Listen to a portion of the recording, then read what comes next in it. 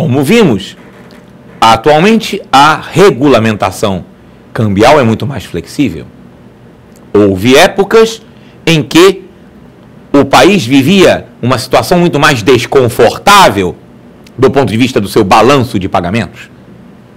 Atualmente, o Brasil tem mais de 300 bilhões de dólares nas chamadas reservas internacionais. Nós vamos voltar a esse conceito de reservas internacionais mais à frente, mas só antecipando de uma forma simplificada, podemos dizer que as reservas internacionais é o saldo positivo da diferença entre o que entra de moeda estrangeira e o que sai. Houve épocas em que saía mais do que entrava. E quando a lei foi escrita, 1964, era um período em que o país vivia uma grave crise cambial. Então, por conta disso, para prevenir outras crises cambiais e dar ao Estado, ao poder público, mecanismos para enfrentar crises cambiais, é que a lei deu ao Conselho Monetário Nacional a atribuição de poder outorgar ao Banco Central o monopólio das operações de câmbio, no caso de um grave desequilíbrio no balanço de pagamentos. Porque, como nós já vimos, hoje qualquer pessoa pode transacionar qualquer quantidade de moeda estrangeira, mas tem que ser com uma instituição financeira. E quando a instituição financeira vende moeda estrangeira ou compra moeda estrangeira de alguém, aquela operação é registrada no sistema do Banco Central. O Banco Central monitora todo o mercado de câmbio. A gente pode dizer que hoje, para o mercado de câmbio, o Banco Central é um corredor de portas abertas. Pode entrar e pode sair, qualquer quantidade. Mas tem que passar por ali, tem que passar pelos instrumentos legais. Se tentar passar por fora, é evasão ilegal de divisas ou ingresso ilegal de divisas. É câmbio negro, é crime financeiro. Mas, naquele período em que a lei foi escrita, em que se avizinhavam crises cambiais, a lei deu ao Conselho Monetário Nacional essa prerrogativa, a possibilidade de outorgar ao Banco Central o monopólio das operações de câmbio, no caso de uma grave crise no balanço de pagamentos. Isso significaria o fim da liberdade cambial, se fosse implementado. Com a nossa metáfora do corredor, seria a situação de que o Banco Central iria fechar a porta de saída e colocar um porteiro na porta de entrada. Só entra se for para ficar bastante tempo. Entrar para sair logo, nem entra. E não pode sair. Isso seria o chamado controle de capitais levado à última consequência. Acabaria a liberdade do mercado de câmbio. Isso no Brasil nunca chegou a ser implementado com tanto rigor, embora a regulamentação anterior fosse bem mais rígida. Mas controle total de capitais, monopólio do mercado de câmbio no Brasil nunca chegou a ser feito. Mas a lei tem essa salvaguarda, tem esta garantia para o caso de uma crise de graves proporções. Com isso, nós completamos o conjunto de atribuições do Conselho Monetário Nacional que são relativas ao seu papel de Conselho de Política Econômica. E vamos ver agora a atuação do Conselho Monetário Nacional, as suas atribuições, que se relacionam com o seu papel de órgão superior do sistema financeiro nacional, que tem a ver com aquilo que nós começamos a comentar na primeira aula, o Conselho Monetário Nacional como um órgão máximo de regulação do sistema financeiro. E chamo a atenção que o Conselho Monetário Nacional é um órgão normativo. Ele apenas disciplina, ele estabelece normas, regulamentos. O Conselho Monetário Nacional não executa nada. Porque o Conselho Monetário Nacional são três pessoas não executam. Quem executa são instituições. Basicamente, a grande maioria das atribuições do Conselho Monetário Nacional é executada pelo Banco Central. Vamos ver então quais são as atribuições do Conselho Monetário Nacional relacionadas com o seu papel de órgão normativo superior do sistema financeiro nacional. Nesta atribuição, compete ao Conselho Monetário Nacional regular a constituição, funcionamento e fiscalização de todas as instituições financeiras que operam no país. Regular aí significa regulamentar. Cabe ao Conselho Monetário Nacional estabelecer os regulamentos, as normas. Cabe ao Conselho Monetário Nacional regulamentar a Constituição, ou seja, o Conselho Monetário Nacional estabeleceu, em 1988, os requisitos para quem pretende constituir uma instituição financeira, para quem pretende ser banqueiro.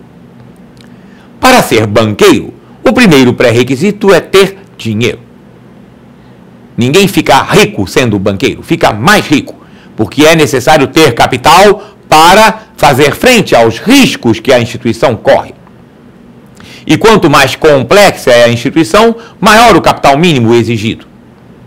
Esta regulamentação do Conselho Monetário Nacional, que foi expedida em 1988, definiu os tipos de instituições, as suas atribuições principais e o capital mínimo exigido para cada uma delas. Então, o Conselho Monetário Nacional regulamentou a constituição e o funcionamento das instituições financeiras. O Conselho Monetário Nacional também regulamenta a fiscalização. Como o Banco Central deve fiscalizar? Existem algumas instituições que também são fiscalizadas pela CVM, Comissão de Valores Mobiliários, que é uma autoridade do mercado de capitais, que nós vamos abordar em aulas posteriores. Cabe ao Conselho Monetário Nacional definir como atua o Banco Central, como atua a CVM, e em que situações os dois devem trabalhar em conjunto. Cabe também ao Conselho Monetário Nacional, como órgão normativo superior do sistema financeiro nacional, aperfeiçoar as instituições e os instrumentos financeiros. Vamos a um exemplo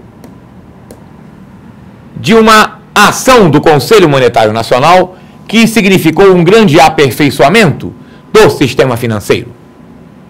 Vou começar por uma operação que muitos conhecem. Certamente você conhece a TED, que significa Transferência Eletrônica Disponível.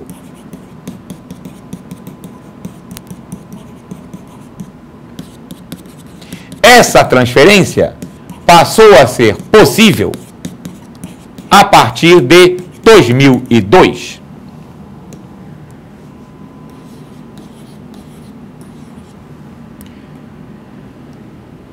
A TED significou uma grande mudança, um grande aperfeiçoamento, porque antes só existia o DOC, que independente de valor. E você sabe, o DOC, você manda hoje do seu banco para um outro banco, para uma pessoa, para você mesmo, e o dinheiro só chega na manhã do dia seguinte. Enquanto que a TED, Transferência Eletrônica Disponível, é feita na hora. Você remete neste momento e em frações de segundo está já disponível na conta do outro banco para onde você destinou aquele recurso a ser transferido. Então, a existência da TED é visível para os clientes, significou aperfeiçoamento, uma coisa mais moderna, mais confiável, mas o que está por trás disso significou um aperfeiçoamento muito mais relevante, muito mais forte para o sistema financeiro como um todo.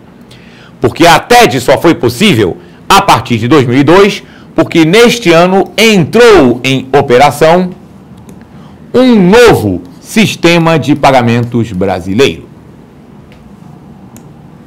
O sistema de pagamentos brasileiro nós vamos abordar com mais detalhes numa outra aula. Mas vamos falar rapidamente qual foi a grande alteração. E para explicarmos essa alteração, precisamos fazer um parênteses para explicar aquilo que significa conta de reservas bancárias.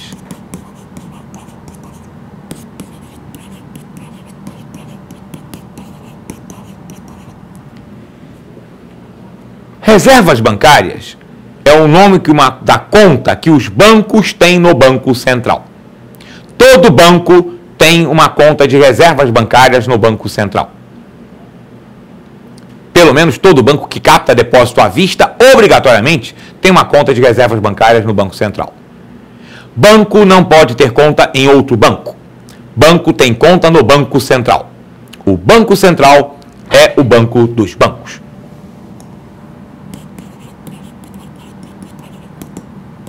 E o nome da conta que os bancos têm no Banco Central é conta de reservas bancárias.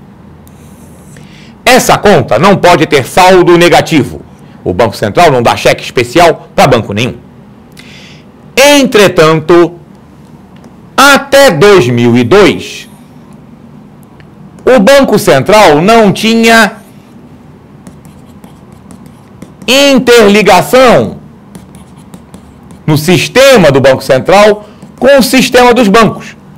Então, naquela época, até 2002, o Banco Central só conseguia saber, só conseguia apurar o saldo da conta de reservas bancárias dos bancos no final do dia, depois que fechava as agências, fechava o movimento dos bancos e fechava a compensação. Compensação é aquele serviço que os cheques são trocados de um banco para outro. E o que acontecia? No final, quando fechava a compensação, lá para as 9 e tanto da noite, o Banco Central descobria que vários bancos estavam com saldo negativo na conta de reservas bancárias, mas não pode ter. Então, o Banco Central tinha duas alternativas. Uma, executa os bancos que estão com saldo negativo. Provavelmente eles iriam quebrar. E o que aconteceria? Aquilo que nós comentamos no início. Um banco quebra, o outro banco que está saudável vai quebrar porque os clientes vão ficar com medo, vai correr todo mundo para tirar o dinheiro. E isso poderia gerar um pânico no sistema financeiro. Então essa alternativa era descartada. A outra alternativa, o Banco Central emprestar dinheiro para os bancos que estavam com saldo negativo, para eles fecharem o seu caixa. E isso era feito todo dia. Cotidianamente, o Banco Central era obrigado a emprestar dinheiro na chamada operação de redesconto, que é o tipo de empréstimo que o Banco Central faz para os bancos que estão com problemas de caixa, chamado problema de liquidez. E isso era cotidiano. A grande mudança implantada com o novo SPB é que, com o novo SPB, a interligação passou a existir. O Banco Central passou a ter interligação e passou a monitorar o saldo das reservas bancárias em tempo real, durante todo o dia, porque o sistema do Banco Central passou a ser interligado com os sistemas dos bancos. E aí talvez você esteja pensando, e o que isso tem a ver com a TED? Tudo, porque a TED transita pelos sistemas de transferência de reservas do Banco Central.